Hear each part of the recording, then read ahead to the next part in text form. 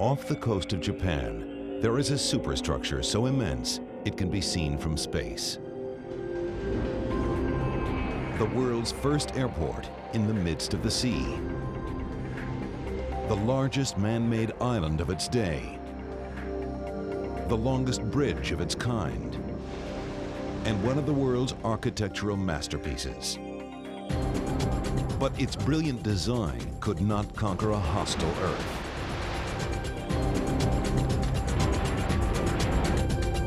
Today, low-tech ingenuity saves its high-tech engineering. Is Kansai the airport of the future? Or is it doomed to sink beneath the waves?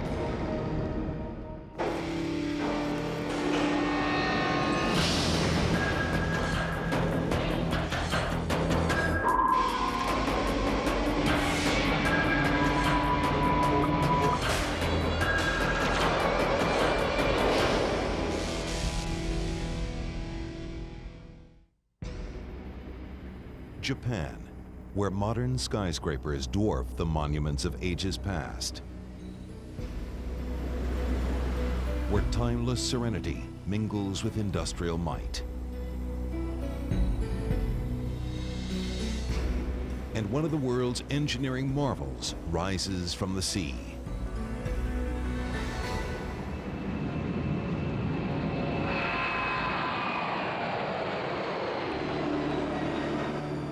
A superstructure for the 21st century, the mile-long terminal at Kansai International Airport hovers like a giant silver bird atop a man-made island in Osaka Bay.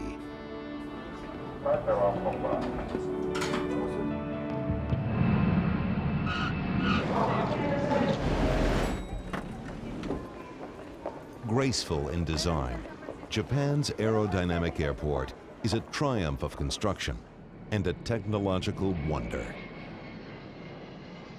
It was quite extraordinary to me that when the building first opened, it was getting 10,000 visitors a day who were not there to fly, they were there to look at the building. And that says something.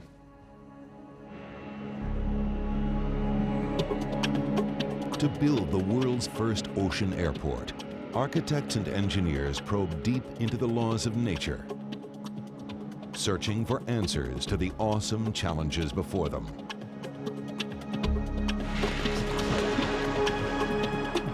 Thousands of workers labored 7 years building the biggest man-made island of its day, more than 3 miles from shore in water 60 feet deep.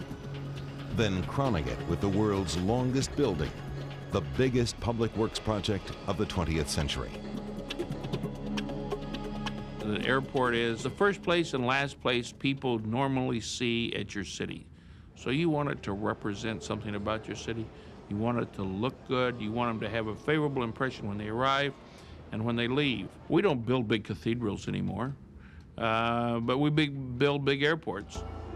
Today, Kansai International is a glittering masterpiece, widely regarded as one of the world's most beautiful airports and one of modern history's most daring engineering projects.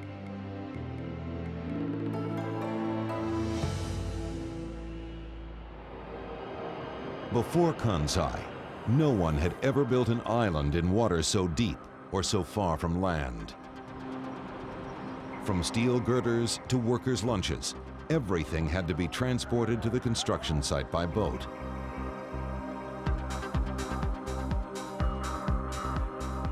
To create the island, work crews had to move 750 million cubic feet of earth, pound 1 million steel columns into the ocean floor, and labor over 10 million man-hours. I scouted the location by helicopter, and I thought, oh my God, this might be a big challenge. Why did Japan take on the challenge of building an airport on the sea? Because daunting as that challenge was, building Kansai International Airport on land would have been next to impossible. Kansai is a 10,000 square mile region in central Japan, straddling the island of Honshu, some 300 miles southwest of Tokyo. Within its boundaries lie two of Japan's most important cities, the sprawling industrial centers of Osaka and Kobe. In the 1960s, Kansai cities were losing ground.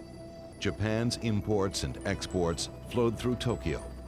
To compete with Tokyo, Kansai needed a new international airport. This airport was not only very important for Kansai, but also for the whole Japanese economy.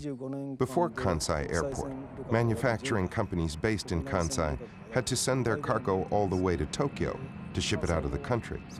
That was very inconvenient.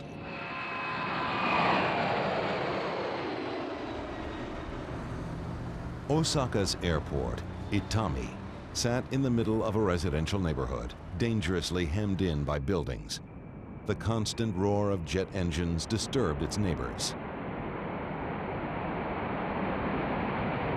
There's no way that you can get around it. The airplanes fly over, they make noise, they have particles of emission from the jet engines, and those end up in people's yards, on people's roofs, and in people's ears when they're trying to watch television or have a barbecue. Too many families lived in that area, so the potential there was a dangerous one if something ever went wrong. Thank goodness it didn't. At the far end of the runway, just on the approach, there was a school. We were always cognizant of the school being there, and which is not the greatest thing. Expanding Itami was out of the question, but so was finding land for a new airport. In heavily populated Japan, there was little empty land and few people willing to give up land they owned. In 1969, Tokyo began construction of an international airport at Narita, a distant suburb largely populated by farmers. When the government confiscated farmland to build the airport, protests exploded. Outraged farmers besieged the Narita construction site. Leftist radicals fired rockets across the runway.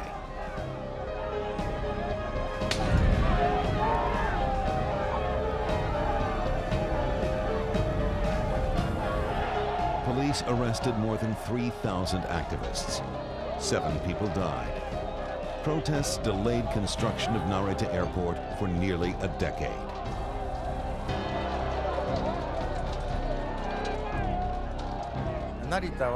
In the Narita case, the government carried the plan forward without giving much information to the people. You might say the government forced its plan on the people, and that caused a strong movement against the construction. The best way to deal with noise pollution and angry neighbors was to avoid them altogether. Kansai decided to build its new airport on the waters of Osaka Bay. There's nobody out there to sue them in the middle of Osaka Bay. Maybe a marlin here or there or something like that. With no neighbors to disturb, a water airport could stay open 24 hours a day, making it even more competitive with Tokyo. But the plan had other perils. Osaka's fishermen might oppose a water airport as bitterly as Narita's farmers had battled an airport on land. Fish travel their own routes, which the fishermen know. If there's any change in those routes, it's very difficult for the fishermen to catch fish. It's not like the fish travel along marked highways.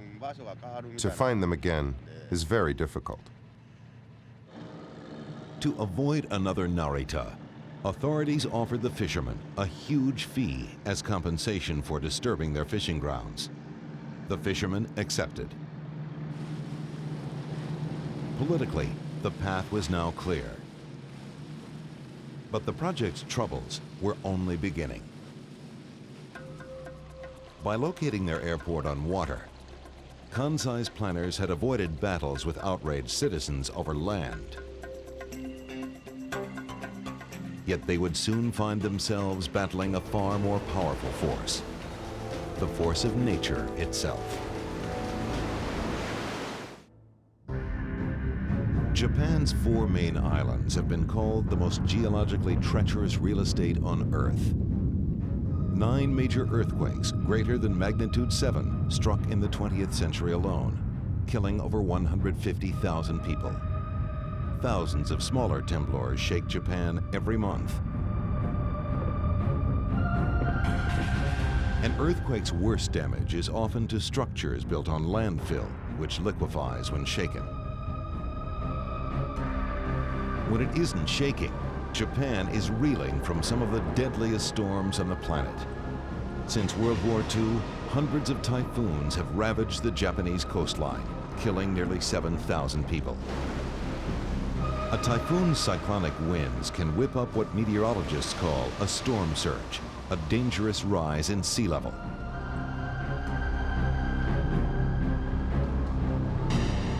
On September 21, 1934, a storm surge raised the level of Osaka Bay 10 feet for several hours. That typhoon killed 3,000 people. 3 miles from shore, the new Kansai Airport would be fully exposed to a typhoon's fury. Would a typhoon someday tear the new multi-billion-dollar airport apart? Would its foundations dissolve in an earthquake? Would storms or earthquakes sever its links to land? The new Kansai Airport had to survive some of nature's most powerful onslaughts.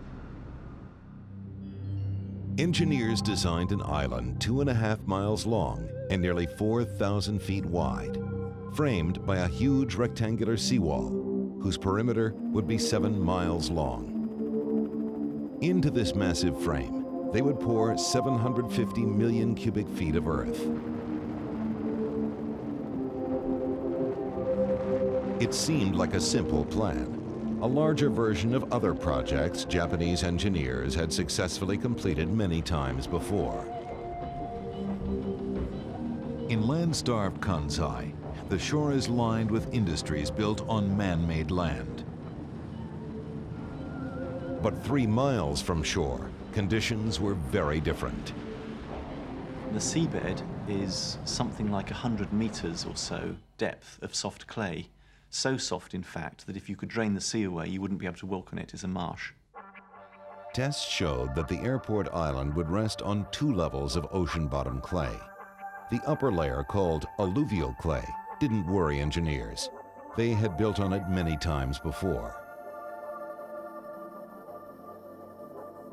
But 3 miles from shore, there was a deeper, older stratum called diluvial clay, extending 1,000 feet below the alluvial layer. Engineers had never built anything on this diluvial clay.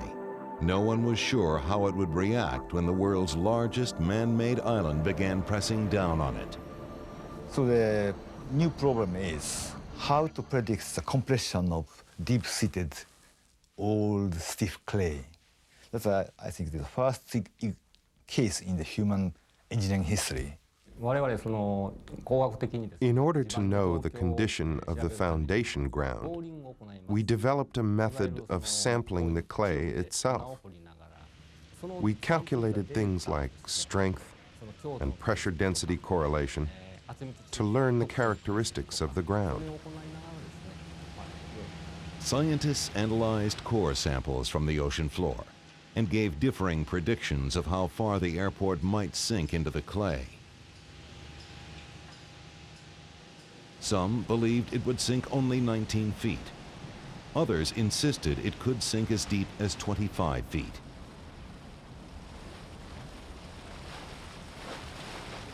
Officials made a fateful decision.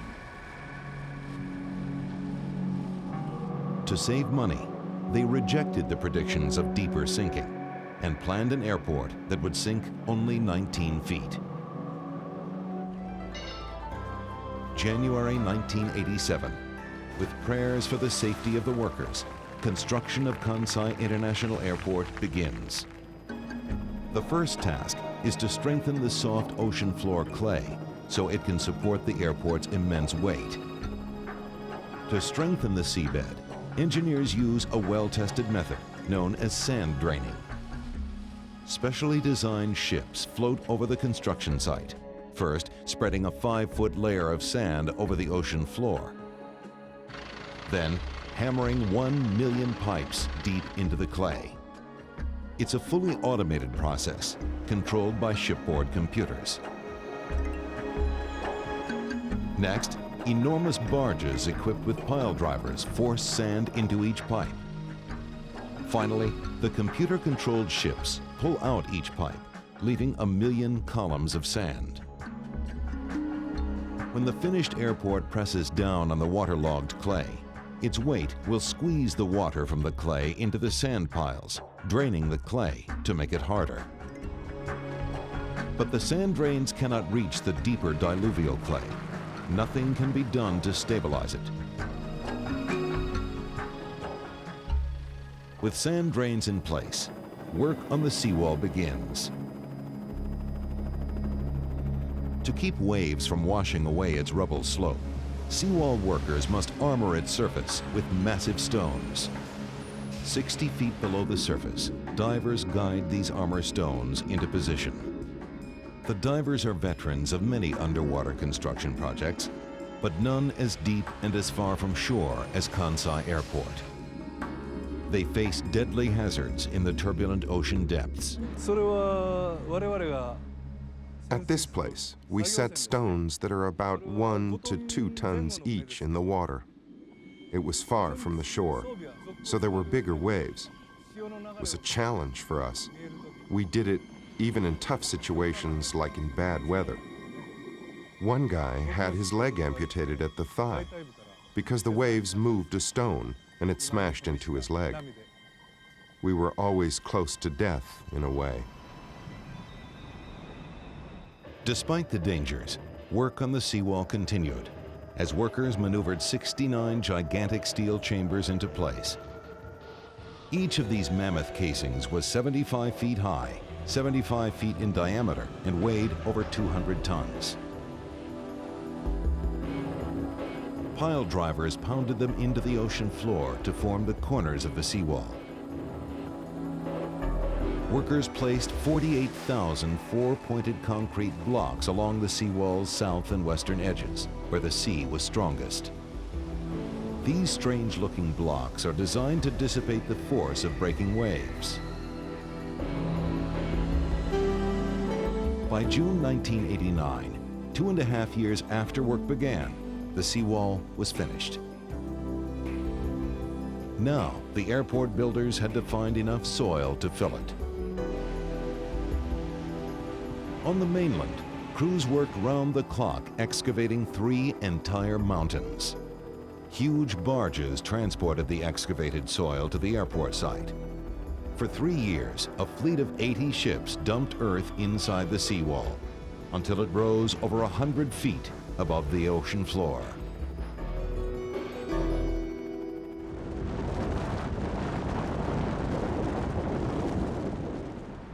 Global positioning systems directed each barge through its onboard computers, telling it exactly where to dump each load. The island fill combined 3 different sizes of coarse rock and gravel. Engineers hoped this mixture would resist liquefaction in an earthquake. Slowly, the airport island emerged from the sea, despite violent protests. The same leftist radicals who assaulted Narita Airport launched a mortar attack on one of the quarries supplying the island's fill. No one is hurt, but the exploding mortar rounds ignite a forest fire which rages for hours.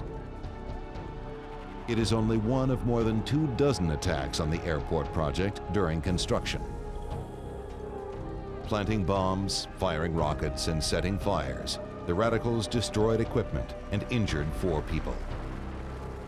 But work never faltered. While some workers built the island, other crews were busy linking it to land. In the fall of 1987, giant floating cranes brought the first pre-assembled bridge pier to Osaka Bay, anchoring it on pilings driven into the seabed. By the spring of 1989, 29 of these piers stood in line between the airport island and the mainland. The gigantic cranes returned with enormous steel modules, each over 500 feet long, and weighing over 4,000 tons. Bolted together, they formed a double-decked truss bridge over 2 miles long, 1/3 longer than the Golden Gate Bridge, with a price tag of over $1 billion. Its upper deck was a highway, its lower deck a railroad track. Flexible joints connected its spans, so the giant bridge would bend, not break, in a typhoon's deadly winds. By March 1990, the bridge was built, and the airport island was nearly complete. This man-made island was created by the effort, sweat, blood, and tears of over 10,000 people who worked very hard. But the island builders' celebration was a muted one. By then, they had discovered a new and relentless threat, an enemy so powerful it could defeat them.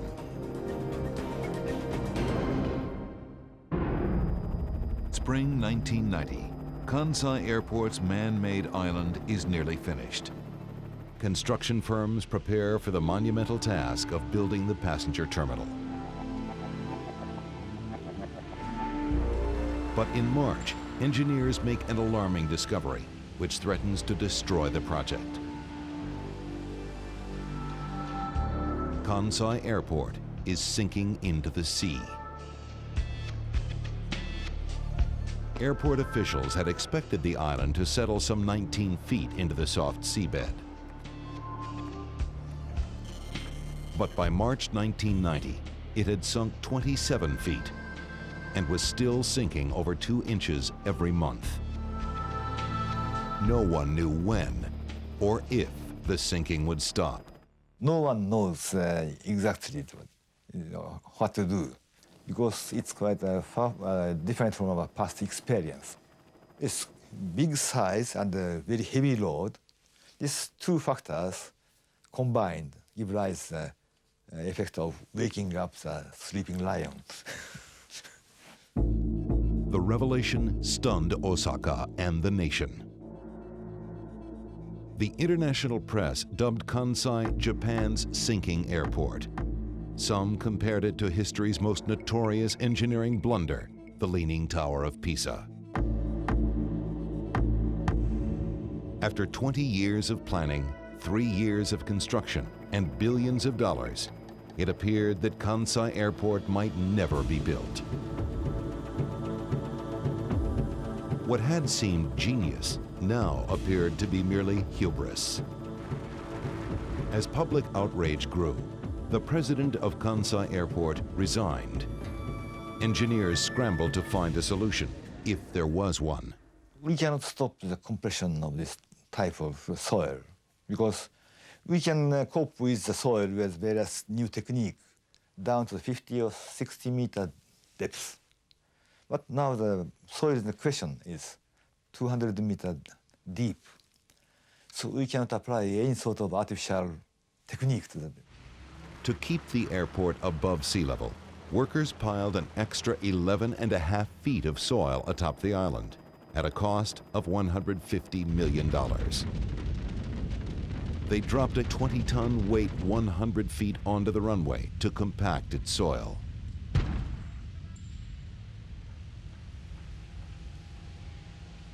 They decided to pave the runway with asphalt because asphalt would absorb earth movements better than concrete.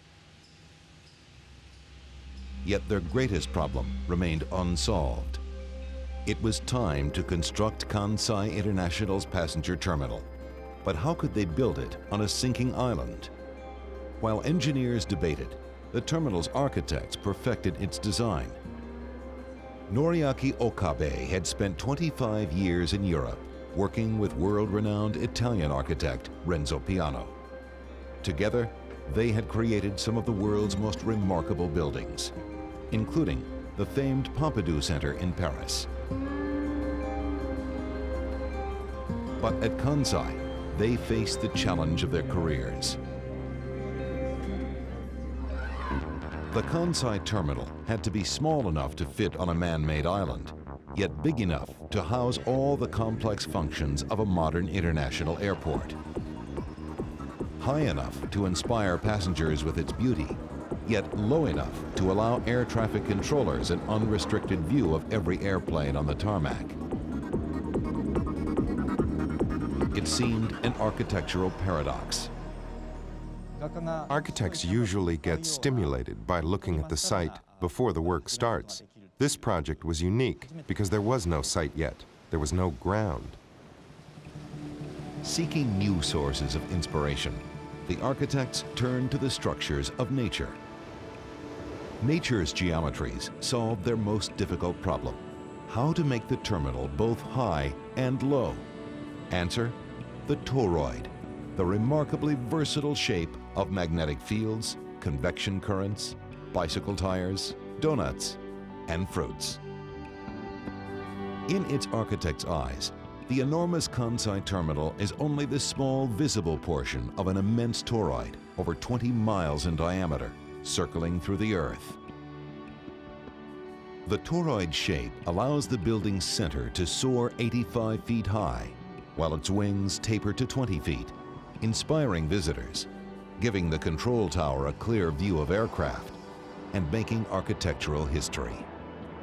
It is the most pervasive form in the natural world, the toroid. And so far as I know, this was the first time it had been used, certainly the first time it had been used in a big structure.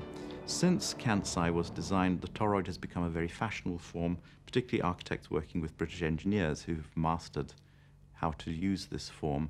But it was innovatory at its time. The toroid solved the problem of designing the passenger terminal. But still unsolved was the biggest problem of all: how to construct one of the world's biggest buildings on an island sinking into the sea. By the spring of 1990, an international team of architects and engineers had created a cutting-edge design for Kansai Airport's passenger terminal. The blueprints were ready, but the terminal could not be built until the builders solved a puzzling problem. The completed terminal would weigh only half as much as the vast amount of earth excavated for its foundation from an island that was sinking into the sea. The lighter terminal would not sink as fast as the heavier island. As island and terminal pulled apart, the massive structure was certain to crack. The problem is not that the building is sinking into the ground, but that the ground is sinking faster than the building. People don't realize, but the building actually floats in the earth. That's one of the reasons they have to have basements. They're like ships. And that's particularly true of new earth. So Kansai Airport has a ballast of 250,000 tons of very dense iron ore in it. As they prepared to build the terminal, engineers lined its foundation with an 8-foot thick layer of crushed iron ore, hoping the extra weight would help the terminal sink as fast as the island.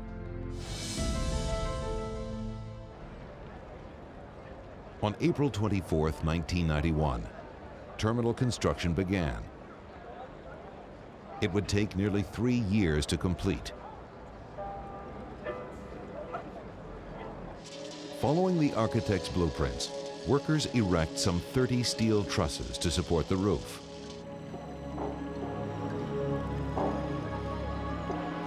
Each of these massive trusses weighs over 200 tons.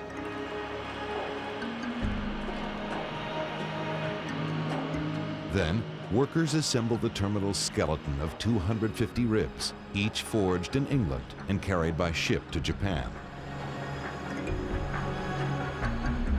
They installed nearly 5,000 panels of glass on its sweeping front, carefully encasing each panel in a rubber frame so it will move, not break, if an earthquake or a typhoon sways the building.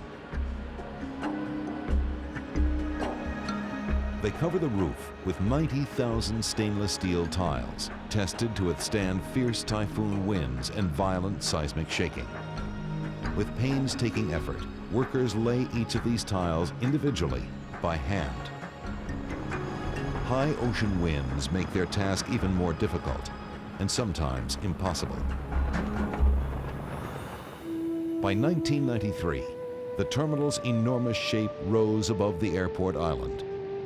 Over 1 million architects, engineers, and workers around the world had contributed to its construction.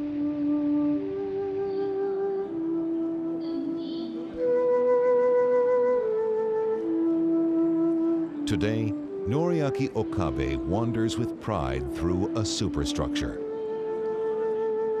Widely proclaimed as one of the most brilliantly designed airport terminals in the world.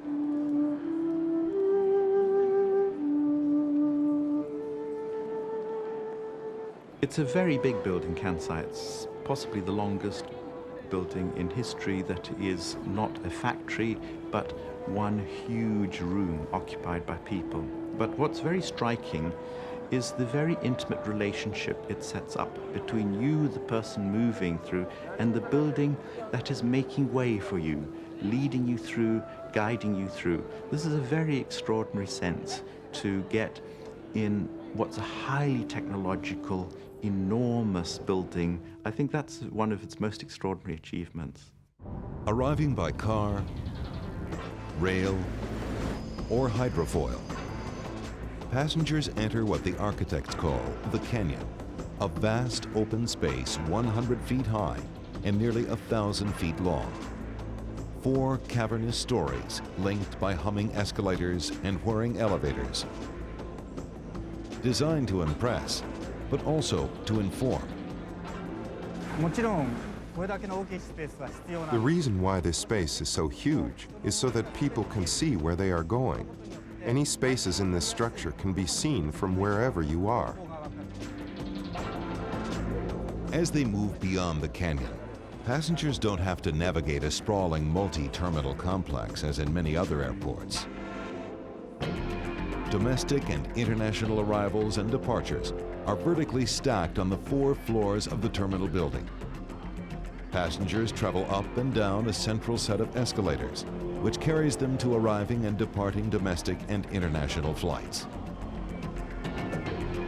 Finally, they emerge into the terminal's spectacular departures area, a kind of aviation cathedral stretching over 1 mile long, making Kansai Terminal the longest building in the world. Automated trains whisk passengers to its 41 aircraft gates. Travel time from the central terminal to the end of each wing is only 90 seconds.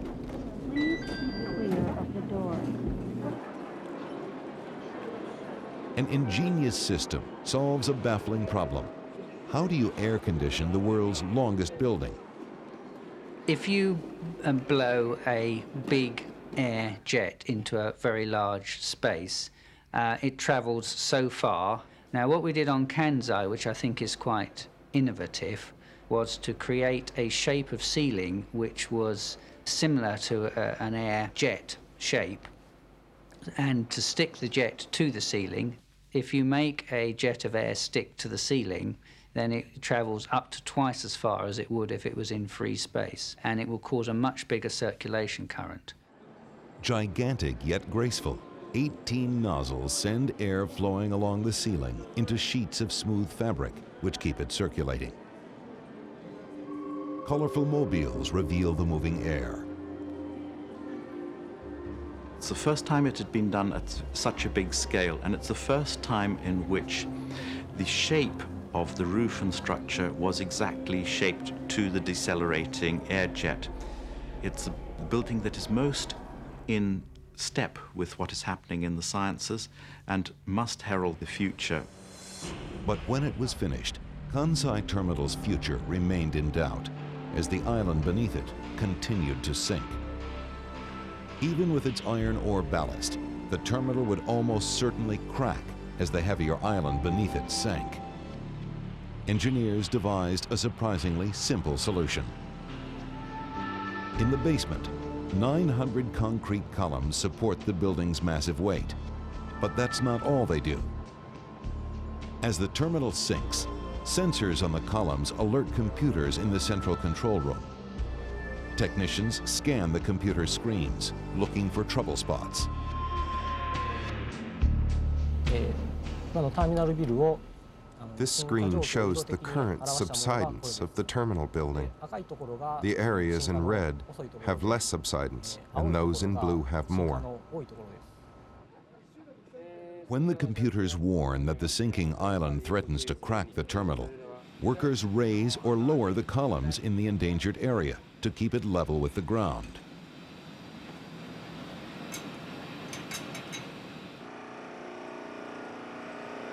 They use powerful hydraulic jacks, which can move columns up to 15 inches if necessary.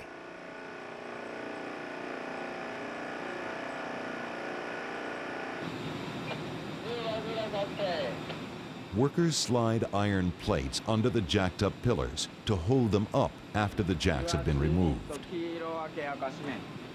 It's no different than sliding a matchbook under the leg of a wobbly coffee table. But Kansai Terminal has 900 legs and weighs nearly 3 million tons.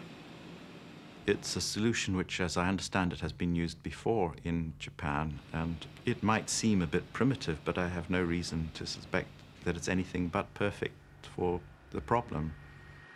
In fact, everything in the Kansai Terminal's basement is designed to move up and down. Air conditioning and other systems are bolted to the ceiling instead of the floor. Doorways feature several inches of extra room overhead. In their zeal to save the Kansai Terminal, engineers tried to think of everything. This terminal building is being adjusted at all times. I'm on the stairs which connect the first floor and the basement. The step where I'm standing right now was the height of the floor when the airport opened. In the last 4 years, we jacked it up 3 times, and as a result, we added 2 more steps here. Measures like these helped the airport cope with its sinking island, but they also delayed its completion by over a year. On September 4th, 1994, Kansai International Airport finally opened for business. The Emperor's son, Crown Prince Naruhito, and his wife, Princess Masako, attended the opening ceremonies. 11,000 police stood guard in case radicals attacked.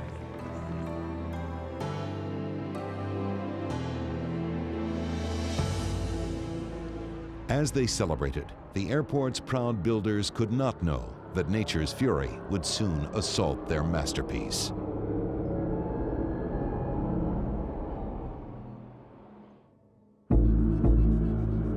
Dawn, January 17th, 1995. Kansai International Airport has been open 15 months. As this day begins, it will be severely tested.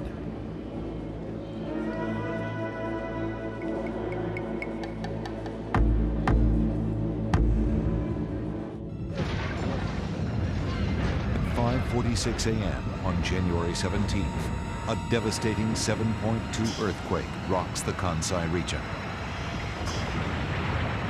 The massive temblor is the deadliest quake to strike Japan since the Great Tokyo earthquake of 1923.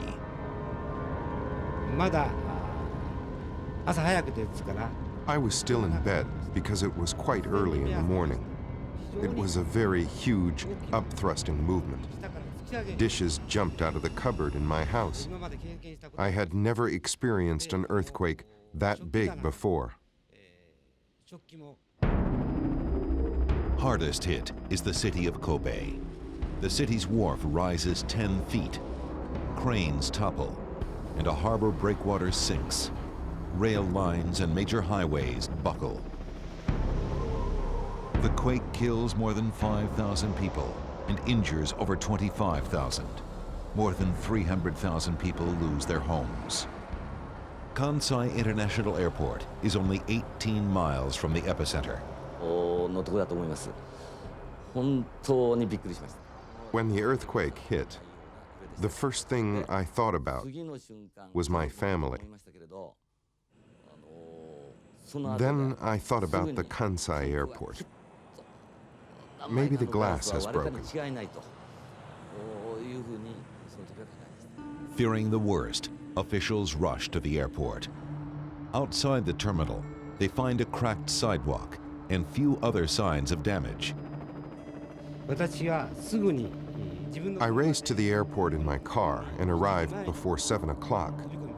When I rushed into this control room, all the machines were operating properly. The airport had survived one of nature's deadliest assaults, or had it?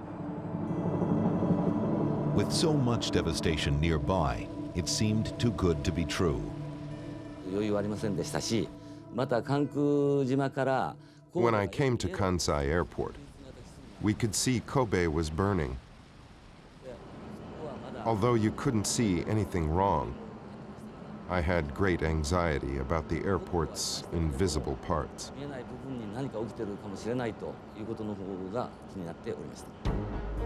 The inspections confirmed that the airport's anti-earthquake measures had worked. Engineers had used a mixture of large rocks to build the airport island. When the earthquake hit, this coarser landfill absorbed the shaking. Had the fill rocks been smaller, the island soil might have liquefied. Airport buildings would have collapsed, as so many other structures did.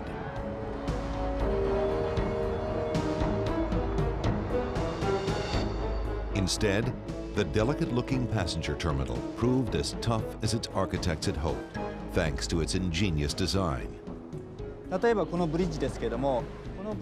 For example, at this bridge, that side of the building is fixed, and this side has a sliding system to absorb the shock. At the time of the Kobe earthquake, this point moved almost 4 inches. Even the terminal's massive glass walls were intact. It was important not to transmit the movement of the roof in an earthquake to the glass wall below. We designed a system which absorbed all movements between the two structures by using sliding or rotating joints. During the Kobe earthquake, this system worked so well that not a single pane of glass was broken. Kansai International remained open throughout the crisis, serving as a staging area for arriving rescue teams and supplies. The building was, in fact, the building closest to the epicenter of the earthquake that destroyed Kobe. That doesn't mean to say it was hardest hit, because the buildings in Kobe were equally hit hard. But because it had been designed to cope with all these things, it rode it out without any damage at all. Surviving the Kobe quake was a triumph for Kansai's beleaguered engineers. The airport had passed a significant test of its engineering and design. 3 years later, it would face another as nature struck again. September 22nd, 1998, a powerful typhoon slams into the Japanese coast, killing 10 people and injuring more than 200. Winds clocked at 130 miles per hour roar across Osaka Bay, whipping up dangerous waves and slashing rains. By noon, the storm's full fury reaches Kansai Airport. The typhoon had increased speed to the point of where we were arriving at the same time, and we did have quite strong winds. But the difficult part was the people who tried to park us on the ground, to keep them from getting blown away, literally. Right after we landed, in fact, the airport authority closed the airport because of the difficulty on the causeway between the mainland and the island. It became unusable for vehicular traffic. When we were crossing the causeway going to the mainland, there was a motorcycle who went down, and there was a couple of accidents that we had seen, so it was smart of them to discontinue. By evening, the typhoon had passed, and Kansai Airport resumed normal operations. The terminal's roof had suffered minor damage, but airport officials felt lucky. The typhoon might have threatened the sinking island, now standing only 17 feet above sea level. Kansai's ingenious jacking system keeps the terminal building level. But it cannot stop the island from sinking. Every year, the airport sinks a foot deeper into the sea. Scientists debate how much farther the island will sink, but some believe that if it keeps sinking, a typhoon's waves will someday swamp the airport. Next countermeasure is how to prevent the invasion of water. We are going to start with this sort of countermeasure maybe 5 or 10 years' time from now.